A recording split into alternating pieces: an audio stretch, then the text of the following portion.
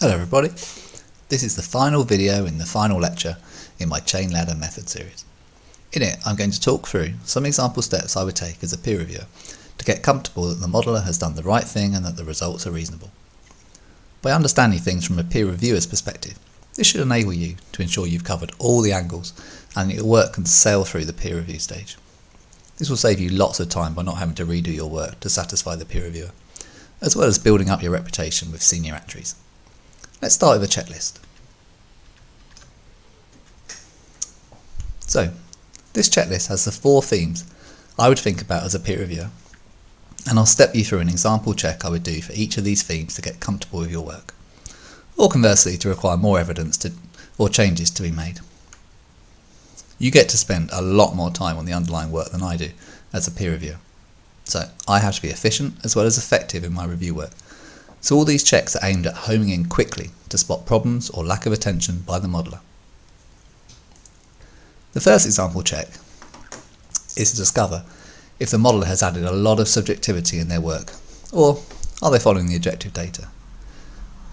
Now, subjectivity isn't inherently bad, but it does indicate which areas I need to look at more closely. This is because management claims and underwriters may be expecting normal results following the objective data, and so will be surprised by results which deviate from this norm. But that's our job as actuaries, to identify, assess and apply trends where they are justifiable. So don't be afraid of doing that, but do make sure you can justify what you've done and why. A simple way to make this subjectivity assessment is to run a volume all test, and I'll explain how that works in more detail shortly. The next example check is to see if the modeller has picked up all the obvious trends in the data.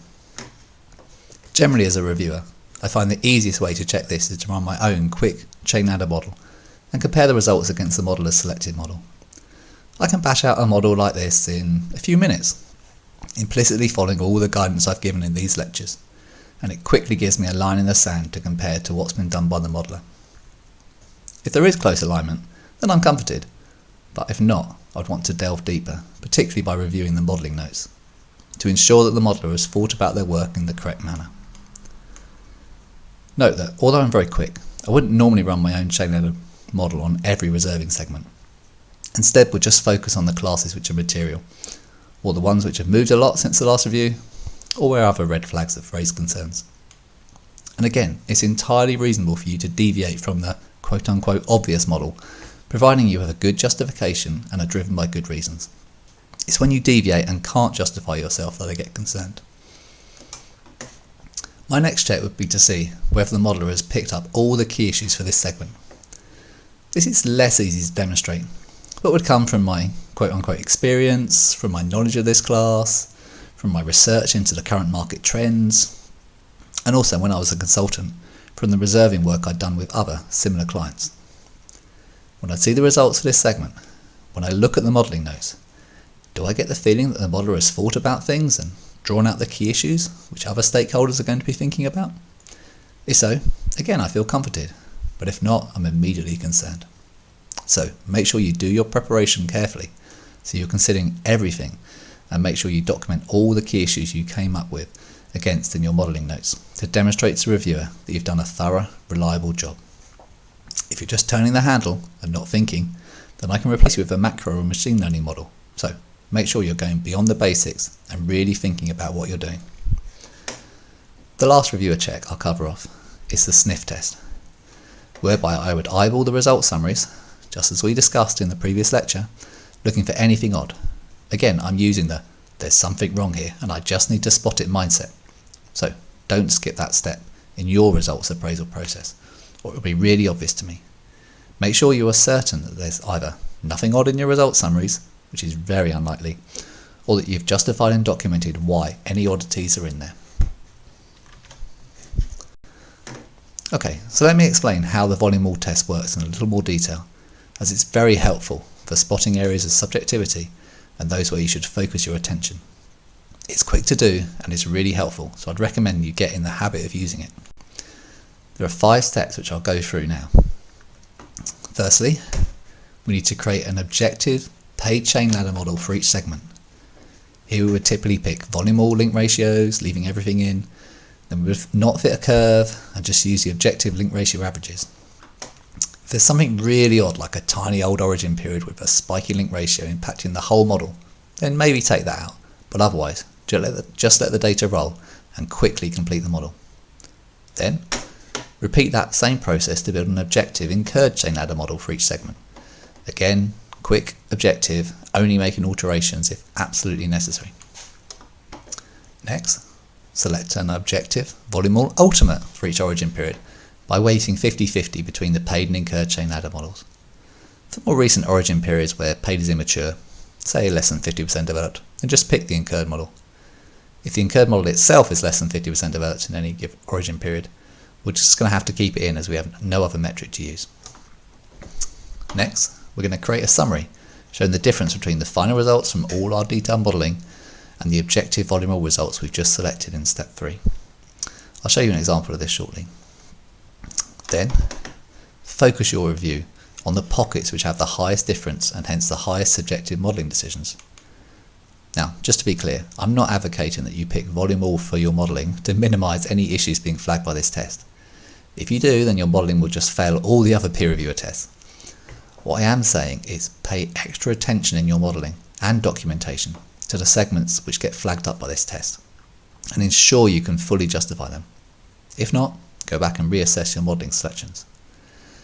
And given how objective everything above was, you can see how a macro or machine learning model could derive these for you and give you this great reasonableness check with next to no effort on your part.